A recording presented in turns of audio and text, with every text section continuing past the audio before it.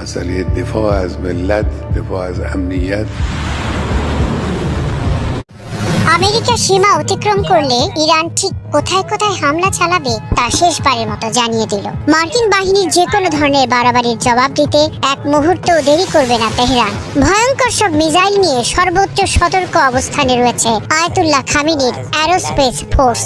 Washington তেহরানে আক্রমণ করলেই মধ্যপ্রাচ্যের বিভিন্ন দেশে ছড়িয়ে ছিটিয়ে থাকা মার্কিন ঘাঁটিগুলোকে উড়িয়ে দেবে ইরানি মিসাইল। তখন কে সৌদি আরব, কে তুরস্ক, কে আমিরাত কিছুই বিবেচনা করবে না ইরান।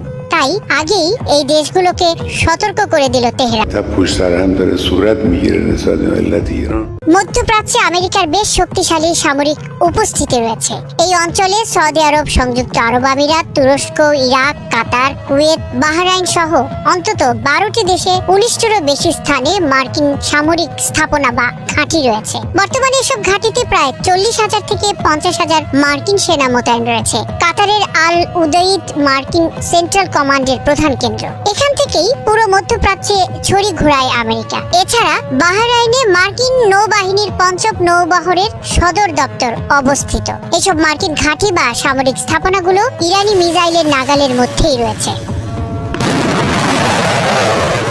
বুধবার এক জ্যেষ্ঠ ইরানি কর্মকর্তা রয়টার্সকে জানিয়েছেন, ওয়াশিংটন ইরানে আক্রমণ করলে মধ্যপ্রাচ্যের মার্কিন মিত্র দেশগুলোর মাটিতে থাকা মার্কিন ঘাঁটিগুলোতে পাল্টা হামলা চালানো হবে। তেহরান সৌদি আরব, সংযুক্ত আরব আমিরাত থেকে শুরু করে তুরস্ক পর্যন্ত আঞ্চলিক দেশগুলোকে জানিয়ে দিয়েছে, আমেরিকা ইরানকে লক্ষ্যবস্তু করলে সেসব দেশে থাকা মার্কিন ঘাঁটিগুলো লক্ষ্যবস্তু হবে। তাই ইরান আমেরিকার আঞ্চলিক মিত্র দেশগুলোর মাধ্যমে আহ্বান জানিয়েছে, ওয়াশিংটন যেন ইরানে হামলা করার আগে দুবার ভাবে।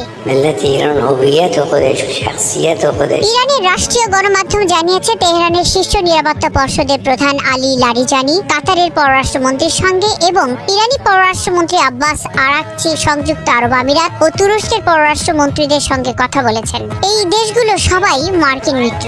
আরাকচি সংযুক্ত আরব আমিরাতের পররাষ্ট্রমন্ত্রী শেখ আব্দুল্লাহ বিন জায়েদকে জানিয়েছেন, বর্তমানে পরিস্থিতি শান্ত রয়েছে। ইরানিরা যে কোনো বিদেশি হস্তক্ষেপ থেকে তাদের সার্বভৌমত্ব ও নিরাপত্তা রক্ষা করতে দৃঢ় প্রতিজ্ঞ।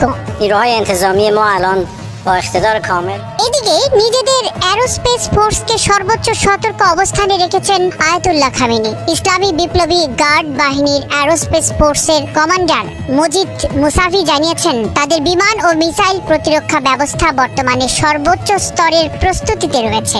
দেশের উপর যে কোনো হামলা মোকাবেলা করতে তারা সম্পূর্ণ প্রস্তুত। ইরানি ভূখণ্ডে যে কোনো হামলার জন্য চূড়ান্ত ও নিষ্পত্তিমূলক জবাব দেওয়া হবে বলে সতর্ক করে দিয়েছেন তিনি।